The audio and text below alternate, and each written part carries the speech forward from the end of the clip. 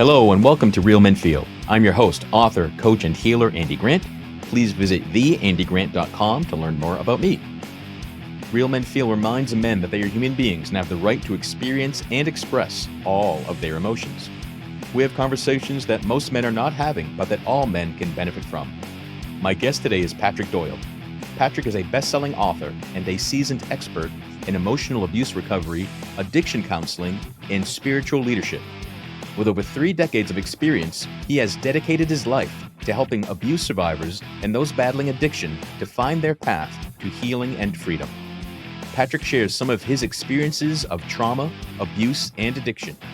We discuss the importance of safety, the danger of labels, and problems associated with avoiding pain. Patrick tells us the one thing he'd remove if he were king of the world, and one thing he wishes more men knew. Let's do it. So Patrick, I know that you are an expert in emotional abuse recovery, addiction counseling, and spiritual leadership. And I imagine one does not end up there without having some personal experiences with those. So, maybe the best place to start is if you could tell me a bit about what life was like growing up. Yeah.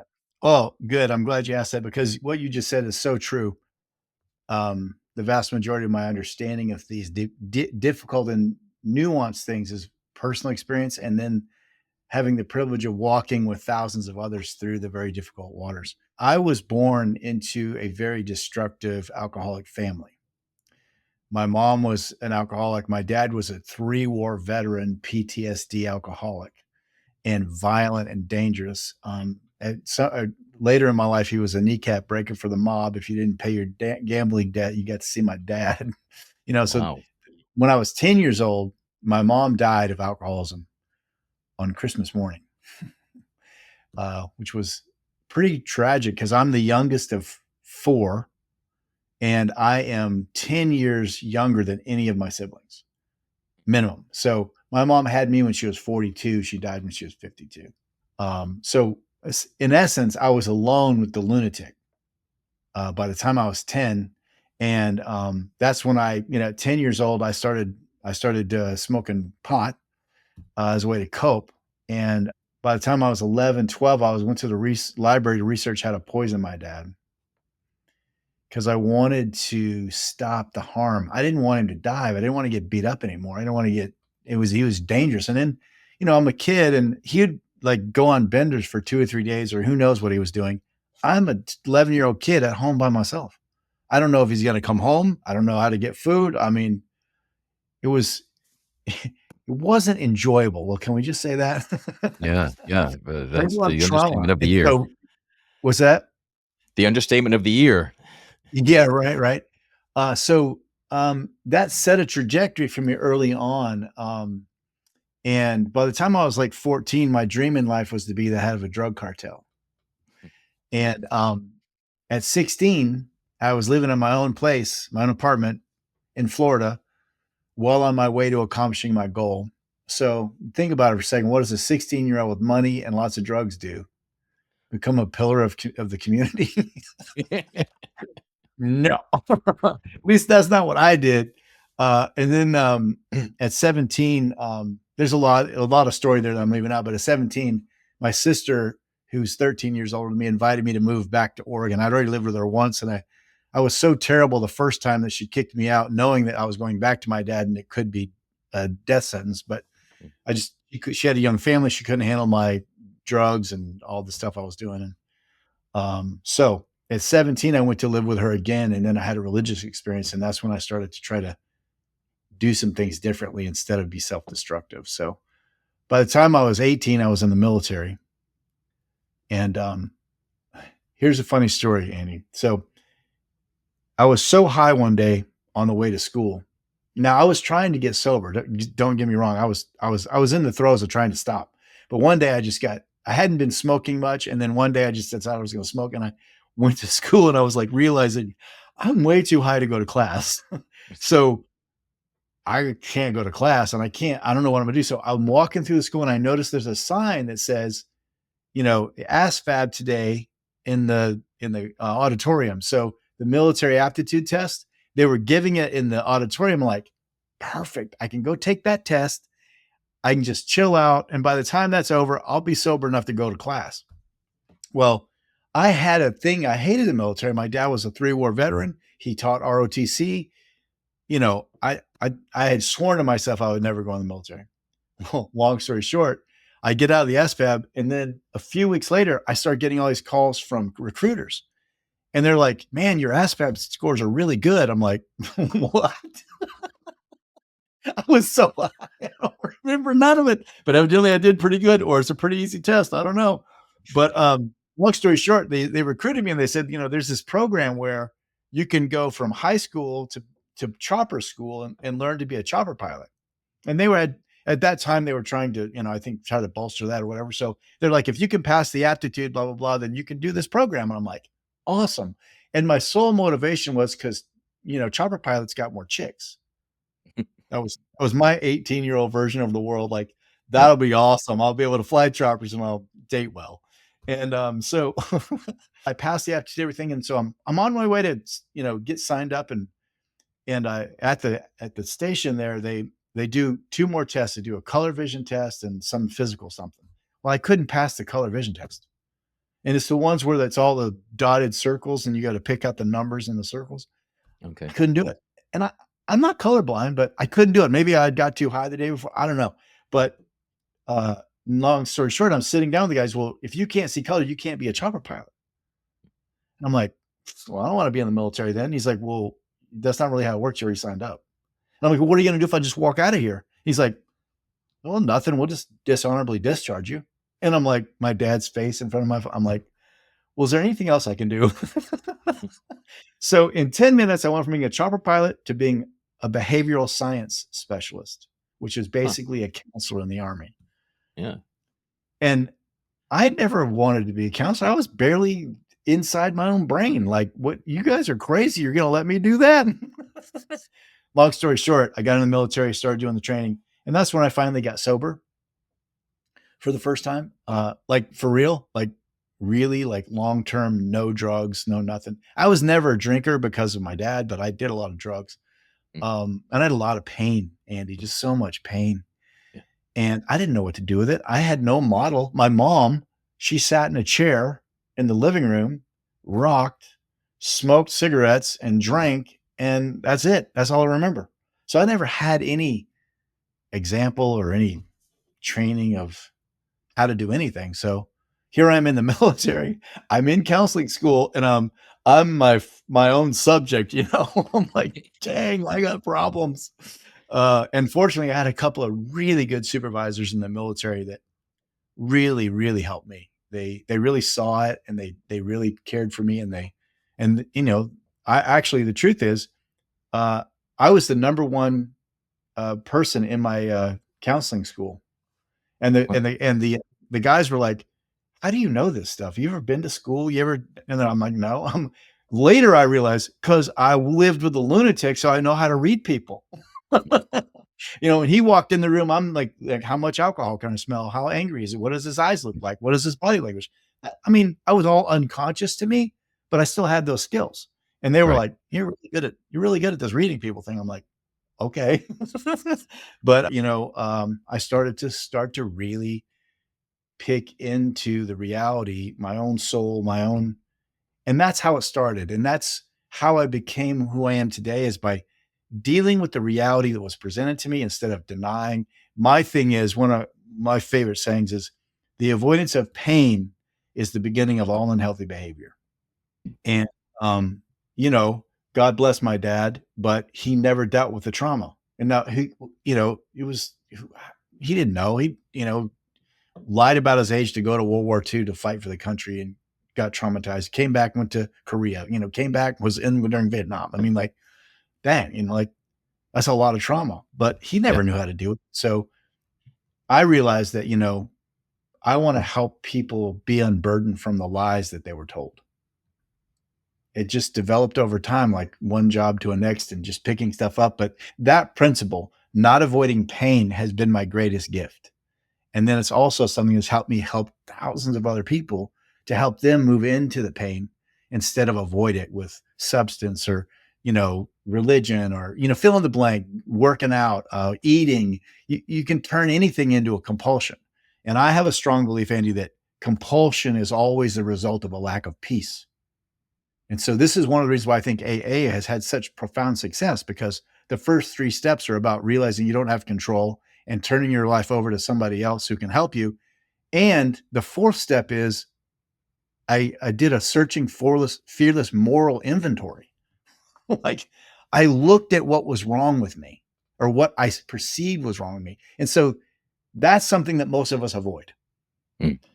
There's a couple reasons in my mind. One reason that I avoided is because there was no safety. I looked around my life, I'm like, I'm not going to tell anybody anything. I'll get beat up. So that's the other part of one of the things I really am passionate about, is creating a safety for people to be honest. Because I don't believe anybody will be honest without that safety. And if you are honest without safety, you'll regret it. So there's a lot to unpack there. I appreciate you sharing some, and I appreciate you surviving it all and discovering that you didn't have to be high as a kite to do well in school.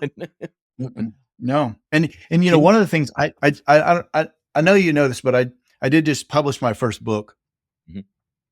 And a very interesting story. It took 4 years.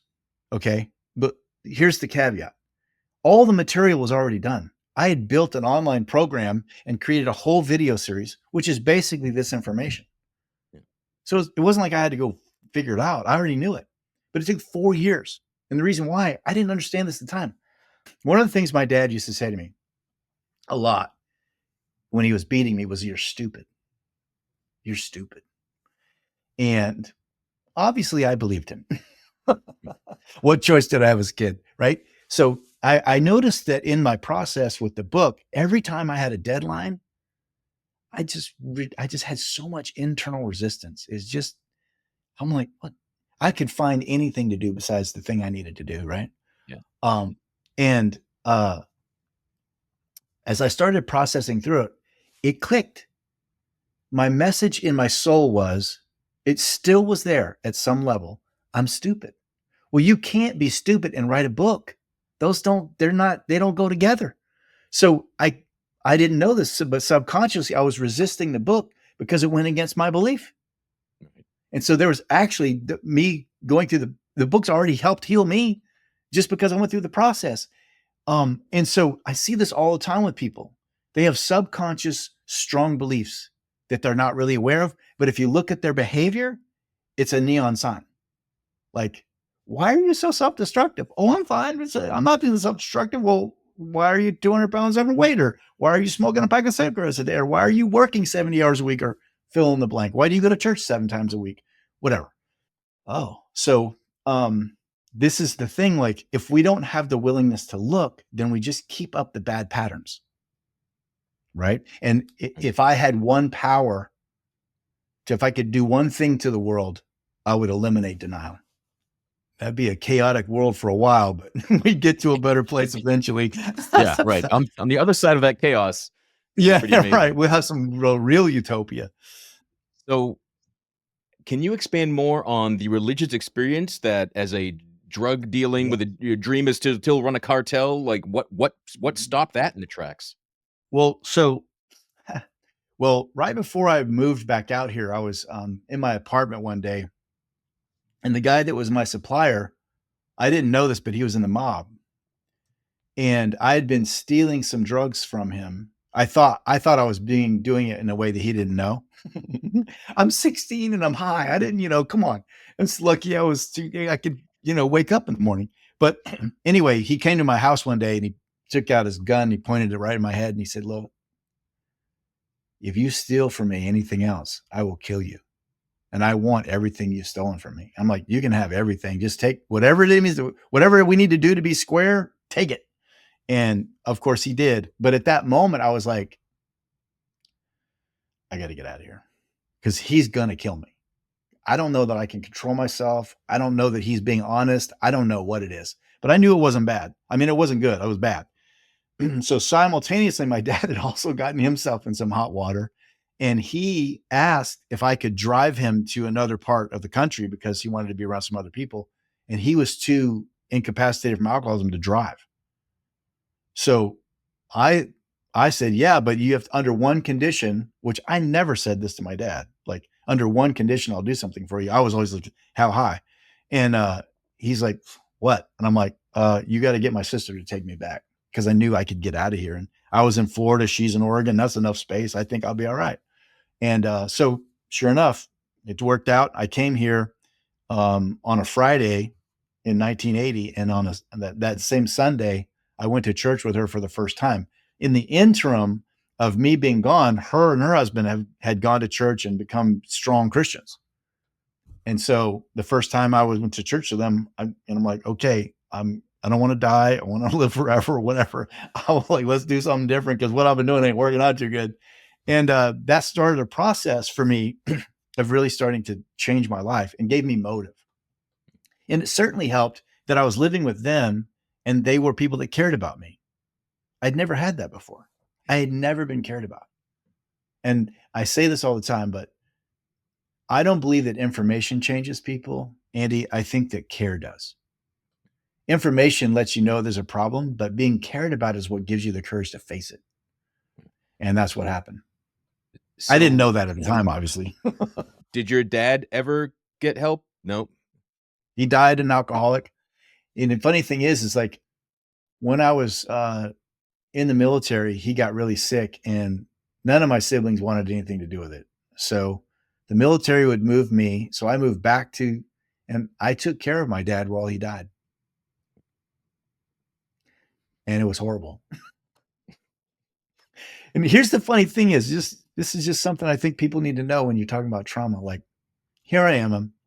I'm 20, 21. I'm, 5'7", 160 pounds of ripped muscle. I'm in the military. I'm trained. I could snap the man's neck. He's old. He's feeble. He's dying. Not like he used to be. But who was the one that was afraid? It was me. Even though I had all the power, he's psychologically, if he looked at me sideways, I'm like backing up against the wall. Like, I was afraid of him. But I took care of him, and I don't know how I did that, but I did it. And one of the last times I saw him before he died, because he didn't want me there when he died. He didn't say that, but he had me go back to see my sister and to drive a car back. And he was standing on the steps of his house, and he was waving goodbye to me, and he was crying. First time in my life I seen that, because I was leaving. Nothing was ever said, but that was important to me. Like, oh, maybe he does care. But I think he was crying about himself because he knew he was going to die. I don't know. He never talked, but those were, whoever the tears were for, you hadn't seen them before.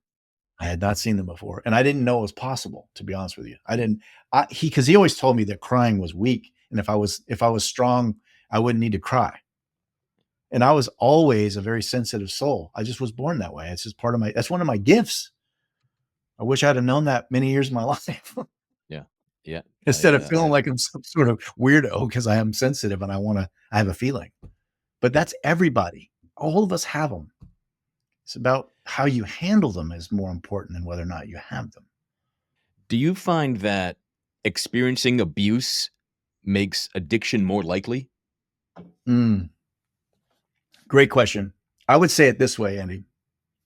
I mean, I don't know if you know this, but I worked in drug rehab for 20 years.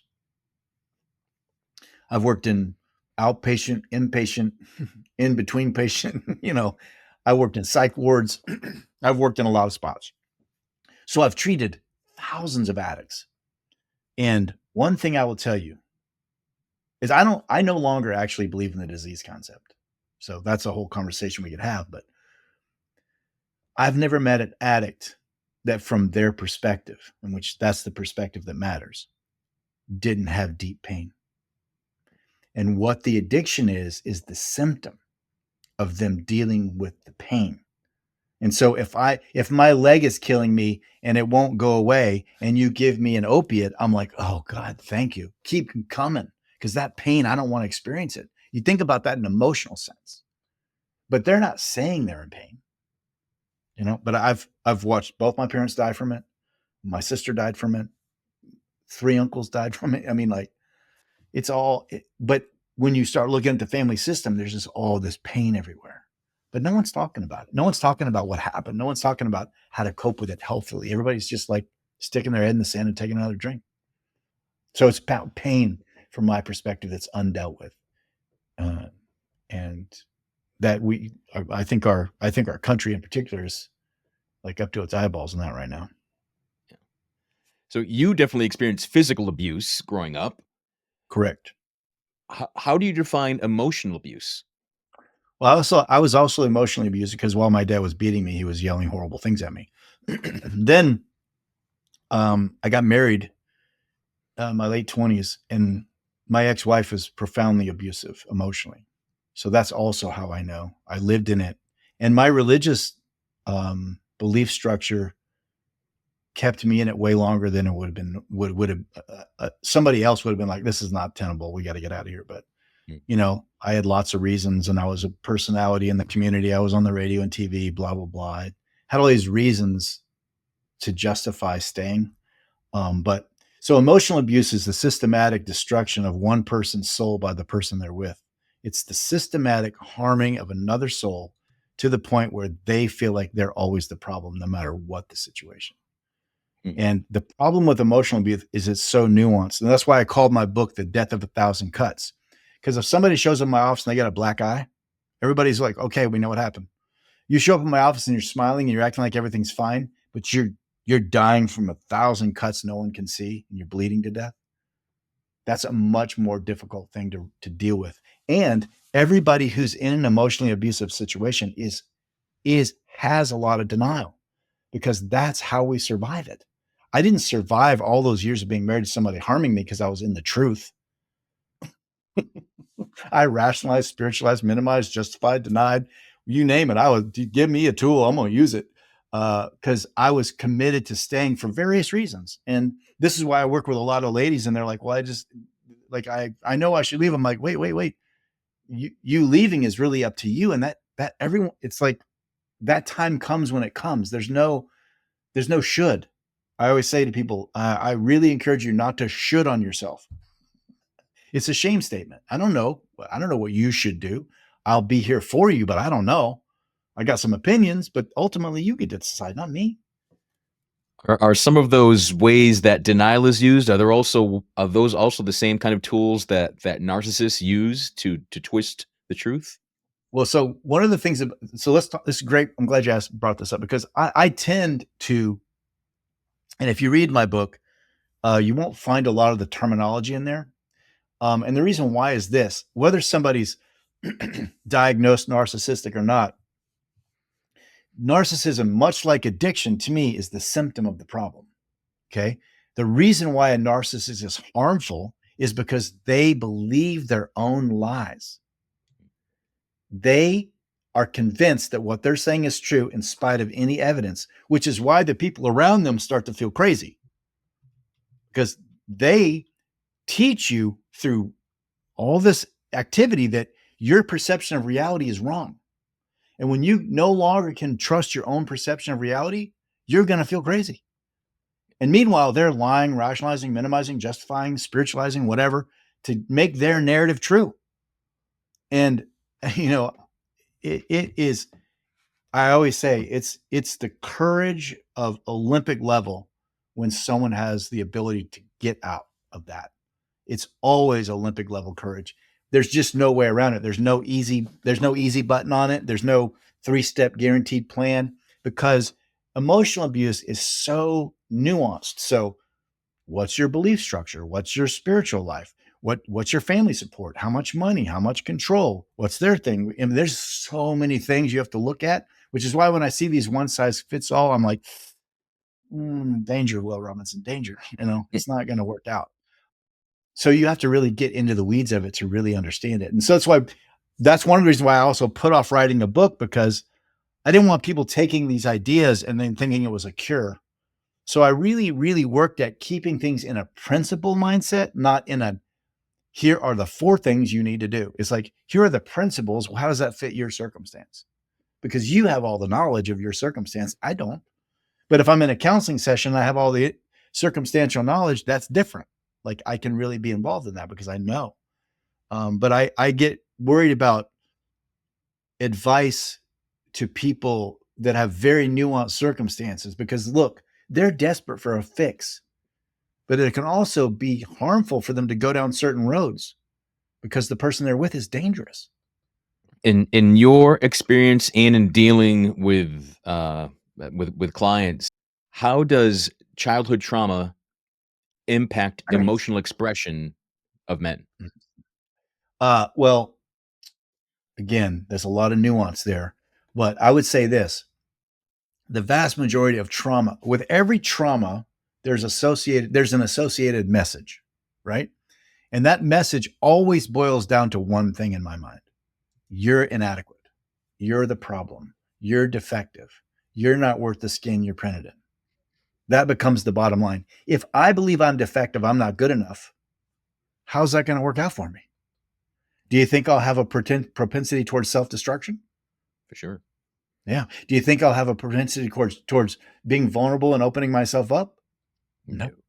So all the avenues of healthiness are then shut down by that lie that you're the problem. And so there's a chapter in my book where I talk about how to actually deal with that. And there's a lot of nuance there, but addressing that lie is the beginning of the healing. The healing is not from a technique. The techniques only work when I'm addressing that core lie. And if somebody sees themselves as not valuable, then they are abusable because they believe it's normal. And again, there's a continuum, right? Like I might see myself as 5% not valuable. I might be seeing myself as 95% not valuable. If I see myself as 95% not valuable and I can help you move that from 95 to 94.5, that's a radical life change. And then we want to go to 94 and then on down. But I don't think 0 is possible in this world that we live in. Yeah, I agree. What's the first step that someone should take if hearing your story and hearing this whole conversation, they are recognizing abusive patterns in their own behavior or in their relationship? What's something they can do? Well, you have to, first of all, congratulate yourself for recognizing it and celebrate. Wow. Okay, there's problems. Then I would encourage documentation. What is it that you're realizing and why? Why is that? Is it because of that person's behavior? Is it because of your childhood? Is it because of this particular relationship? Whatever. Because here's the thing: in our heads, I write something down, and guess what? And look at it in 2 days, it's exactly the same. It's never that way in my head. So this is why I really encourage documentation because it helps me gain some clarity. And when I'm saying documentation, I'm not like saying I'm going to sit down for 25 minutes and expose my soul. No, I'm like, I'm driving in the car. And for me, like, dude, the voice memo on my phone, lifesaver. I'm driving down the road in the car and this thought hits me. I'm like, ooh, hey, I was thinking about this and then I thought this and I thought that. Back to driving, because that's how this stuff percolates. When you're traumatized, you're taught to suppress. Because when my dad's beating me and he's saying horrible things, what am I going to do? Allow myself to be open and present? No, I'm don't, and so I'm shutting down. So suppression becomes like, our number one go-to mechanism. And it's so deeply embedded when there's trauma, particularly, that it's not even conscious. I'm 2 miles down the road of suppression before I even realize what's happening. Right. So this is why I'm saying if you do have an awareness, you should celebrate because that means you're not suppressing. And not suppressing is the pathway to freedom. And whenever it happens, no matter how much. So that's why if I start to document it, then I can go back later and be like, oh. And then what happens is like a breadcrumb trail that things start to connect. Oh, so when my dad's, and then, so that's why when my wife says that, I feel that, okay. And even better, if you can have a safe place with another human being without judgment, to say those things like, this is what I was feeling and this made me feel that way. And what about this? The problem with I find a lot of modern counseling is that it's too objective. There's not enough opinion involved. Like, well, so how did you feel? Well, I felt angry. Okay, well, tell me why. And well, I felt angry because, well, so where else do you feel that? Instead of, oh, okay. And well, do you think maybe that maybe you were feeling triggered because of the way your wife treated you? Yeah. Okay. All right. Well, let's talk about that. Instead of everything's neutral. No, I don't need somebody that's neutral. I need somebody who's going to be with me. Not judgmental, not controlling, but with me. And this is what I'm saying. Like being with people, caring, that's what helps them change. They got the information. I just want to be like, yeah, that seems like it makes sense. Okay. Yeah. Let's talk about that. Okay. And then they can do it. But without safety, and particularly for the traumatized, because we are trained to keep it quiet. And every abuser tells us, don't you say anything in whatever way. They tell us. And so, breaking through that's always a courageous amazingness to me with anyone, whoever it is. And I can't imagine there is, but let me ask it anyway. Is there kind of one thing that helps people break through that and learn to be or accept to be vulnerable again? Yes, it's safety, not the truth. Once the safety, let's be clear. The person that we're talking about has to perceive the safety. It can't be the other person saying, oh, it's safe. It's safe. Those of us who are traumatized, like, whatever, bro, I'll determine that, and it's not safe as a rule. So when that person like feels safety, that's when the wall starts to come down, but it's not until they feel that safety. So this is why I think a lot of information-based programs are bad. Because every time I hear the information, I'm like, oh yeah, I should have that. I'm not doing that enough. And I should, that's what my mind does with it. Because I'm a traumatized individual. What I need is somebody to be go, hey, it's cool. Let's just hang out. Let's be together. Well, that's weird. What do you mean just be together? I mean, you're not gonna, what seem. And the other thing is, God forbid, the labeling that we do. One of my old mentors, he taught me something I thought was just profound to me. But he said, as soon as you label someone, you cease to love them. Because now they're that thing. They're no longer them. And in the psychological world, you can't, you got to label somebody to talk to them. That's insane. I don't label people. I don't do it anymore. I won't. You're Andy and you have a specific story. And that's what I'm interested in hearing. What labels, so if I say, oh, that guy's narcissistic, well, what does that mean? Well, it depends on the person you're talking to. That person's bipolar. Well, everyone has their own definition of that stuff. So sometimes, like if I'm talking to a colleague, that person fits the criteria for narcissism. Okay. That gives me an idea what the behavior is. Okay. In that sense, it can be helpful, but as a label, it's damaging. Right. Because even a textbook narcissist is also other things. Right. Right. And ultimately they're still a human being. Yeah. And so this is hard for a lot of people, but like I've dealt with a lot of narcissists, but they're still a human being that has value. Would I trust them? Not on your life.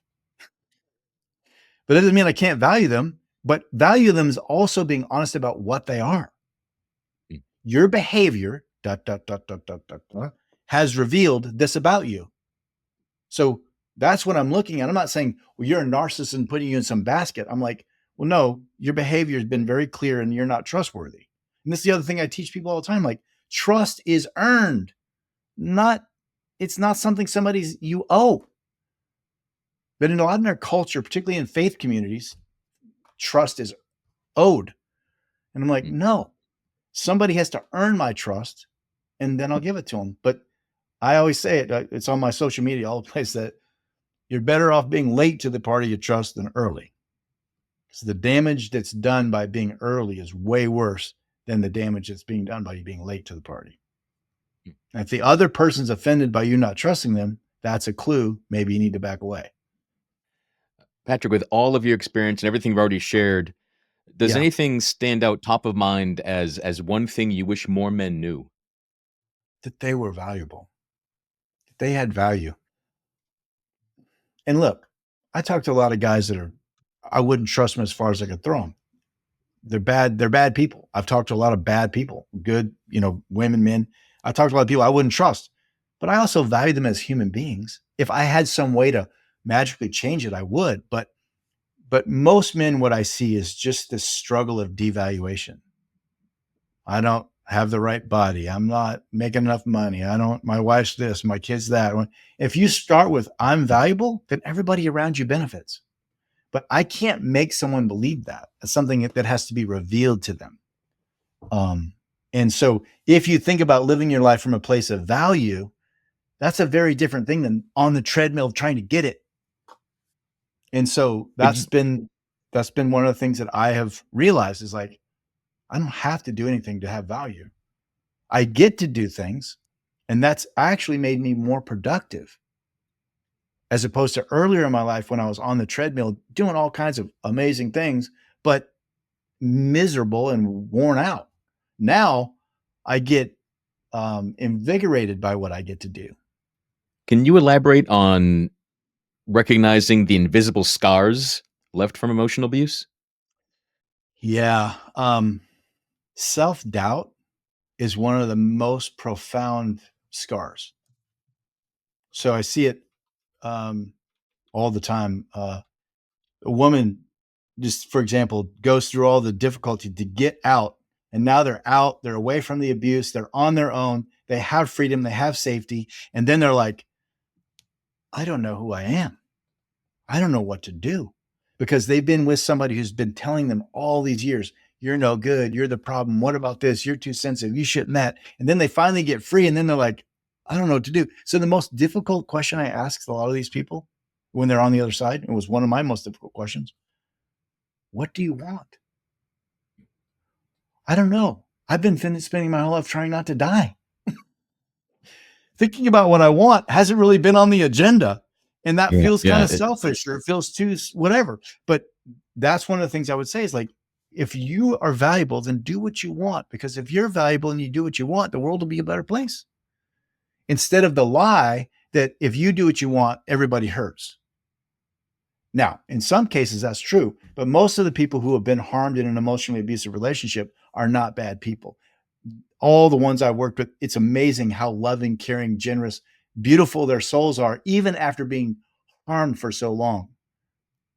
That's more often the case than not. I mean, now, I hear this all the time from men, particularly, and it's something we should talk about maybe, but they're like, well, I only act that way because of my way I was raised. And I'm like, excuse me, I was beaten, I was abused. That doesn't give me any reason, any excuse to do anything. In fact, that should be motive for me to never let anyone experience that. Why would I want somebody to experience what I experienced? My kids never knew anything about what I experienced in terms of from me. I was never violent. I wasn't, because I was determined to give them something way better than I got. So when I hear people say, well, it's just a denial, it's just an excuse, it's just bull. You can do something different. You have just as much availability to you as I do. Look, I crawled over hot coals and cut glass to get where I'm at. And that's the difference between people who have health and people who don't, is, are they avoiding the pain? I got the scars to prove it. I know you work with more women because more women come forward after being abused or in an abusive relationship than men do. Right. But right. Are the results similar regardless of gender? Yes. But I think sometimes it's way worse with men when they're abused, because I was abused man. So I get this. There's a lot more internal stigma with being harmed as a man than it is with a woman, because, she's under the authority, or she's, or whatever the weird belief is about why she's not as good as the other person. But as a man, it's like very deflating. Like, I'm less of a person because I allow myself to be abused. And I see that a lot. It's really, men have a harder time getting back to their value. And I think a lot of times it also, it harms their masculinity. And when I say masculinity, I mean like their true natural power. I don't mean that in a over the top way. I mean, like who they really are, because they've been undermined, blamed, undermined, blamed. And, eventually you give away all your power. Is men not talking about it part of why men seem more likely to recreate the behavior that the abuse behavior as they grow up? I think a lot of guys that get abused don't recreate the behavior. They just become a shell of themselves. There are men who are abusive, but they're doing a whole different thing. But guys who are in a relationship where they're being abused, they're just becoming less and less and less of themselves. Just like a woman, but it has a different impact because they're a man. But I think that, I've taken a lot of harsh emails from men who are like, you do a program for women. What about us? I'm like, I'm one of you, but dude, I mean, it's, 80-20. It's, I can't spend the resources on everything. So I made the decision to do it that way, but it's not because it's not real. It's not because I can't help. I mean, I have lots of male clients who I talk to who are in this situation. I'm a daggone expert. I've been there, done that, and I've helped a lot of people, but there is it. And, this is true with males who have sexual trauma. This is true with emotional trauma. It's just true across the board. We tend to say nothing. And there's a lot of guys that are suffering because they're afraid to say anything. I'll be judged. I'll be seen as less of a man, whatever. And I'm like, yeah, I get it, but there's no healing and avoidance. No healing and avoidance ever for anyone. That's just a rule of the world, if you ask me. So I'm sure your book, Death of a Thousand Cuts, can help men and women. Yeah. In the intro, I talk about the fact, look, there's principles here, whether you're straight, gay, man, woman, alien, dog, horse, I don't know. These principles work relationally, no matter who you are. So yeah, guys could definitely find benefit in it, but it's, it's written from me to a woman in a marriage. That's the motif of it. Obviously, there's caveats, but you have to, when you're writing, you have to pick a voice. You can't just right. So, but yeah, that was one of my concerns because I kept trying to make it more broad, and the editor was like, "Look, this is your audience. People who understand this are going to get the same thing out of it. They're just going to switch the word in their head from wife to husband or husband to wife or, partner or boss or whatever. The principles are real and they're going to work." Your online program, Pathway to Hope, that is a community for women? Community for women specifically. It's women only. And one of the things that I discovered in the process was, the information is great. I mean, I had YouTube videos that a lot of people were looking at and stuff. And I was like, but they don't have any safety. Like there's no safe place for them to talk. And particularly a lot of these women are in faith communities where every time they talk about it, they get scriptures, they get told what to do. They get told to try harder, do more, have more sex, be nicer, cook more meals, and everything will be fine, which is absolutely a lie.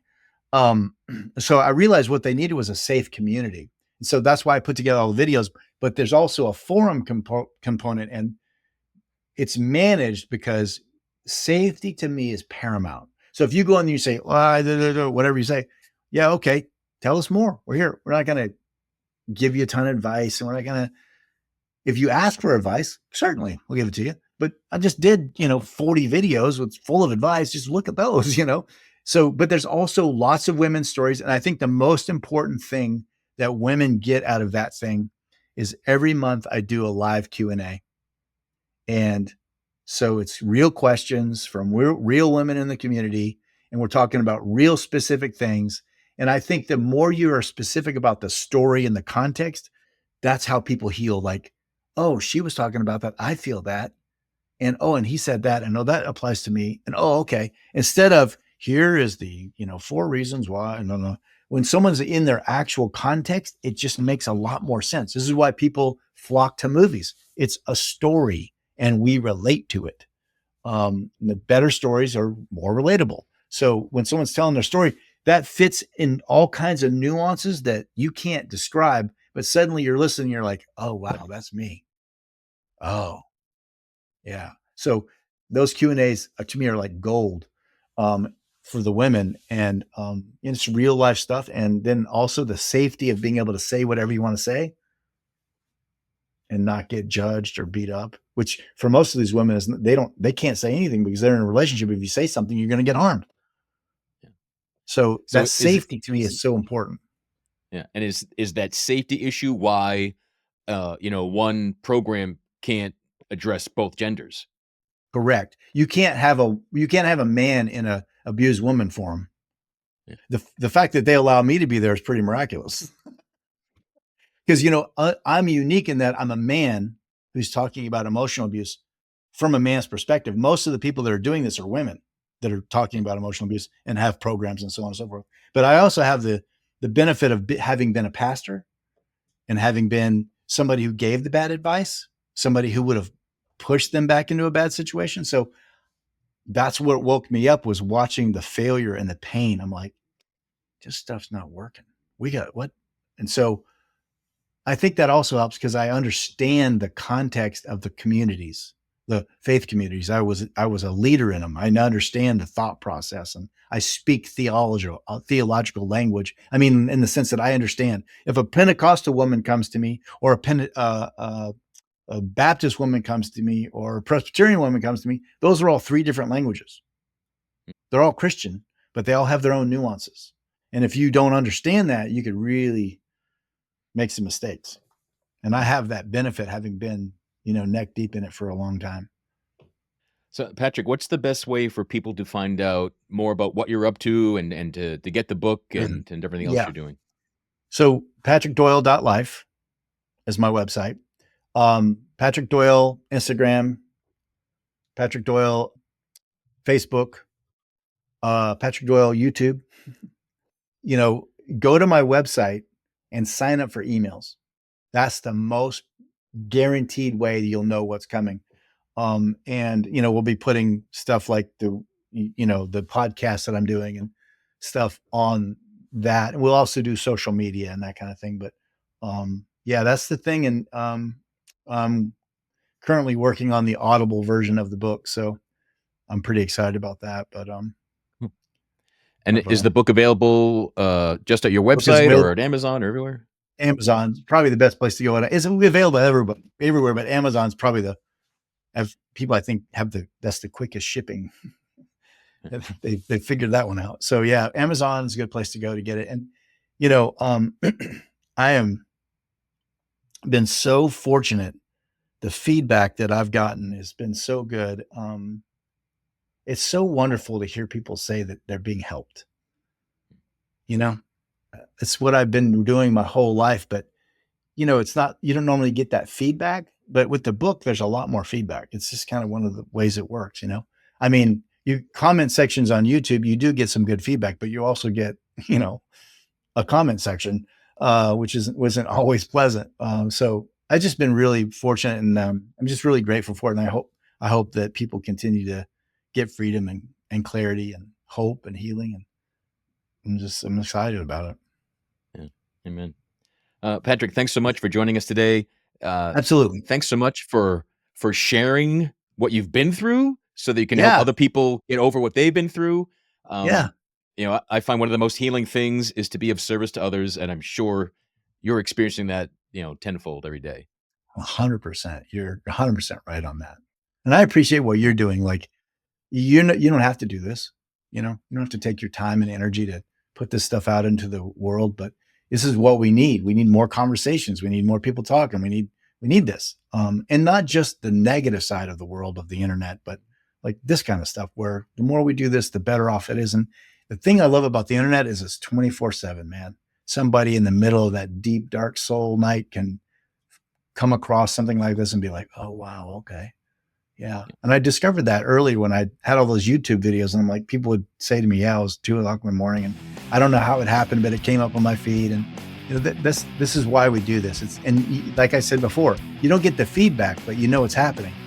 That's why I'm so grateful for the book, because I'm getting the feedback. I mean, how many thousands of hours of videos have I made? And I don't know, but the book, I know. Thanks everyone for joining us today. Please visit realmenfeel.org, see the blog post for this episode, which will have all the various links and resources that were shared and mentioned by Patrick. Wherever you're discovering Real Men Feel, please subscribe, follow, like, share this episode with someone, post a review or a comment. You know, if you're not sure where you're going, it's almost impossible to get there. If you want 2025 to be your best year yet, I invite you to book a free clarity call with me. We'll explore what you want, what's in your way, and what can be done about it. Visit theandygrant.com/talk to book yours. And until next time, be good to yourself.